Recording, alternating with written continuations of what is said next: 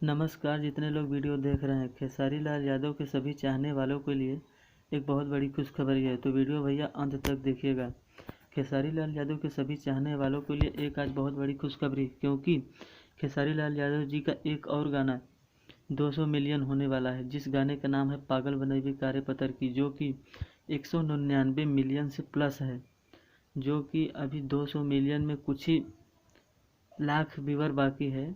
और वो आप सब चाहेंगे तो बहुत जल्दी होगा, क्योंकि आप सबके बिना कुछ नहीं हो सकता।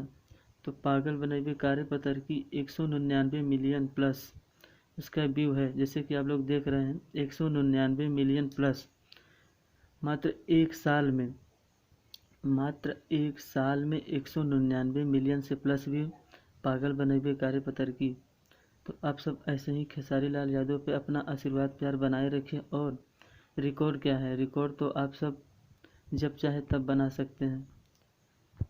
तो ऐसे ही खेसारी लाल यादव पर चाहने वाले सभी भाई अपना आशीर्वाद प्यार बनाए रखिए और पागल बनैबे कारे पतर की को बहुत जल्द, इसको 200 मिलियन तो हो ही गया है, लेकिन इसको बहुत जल्द आप सब भोजपुरी का सबसे बड़ा गाना बनाइए।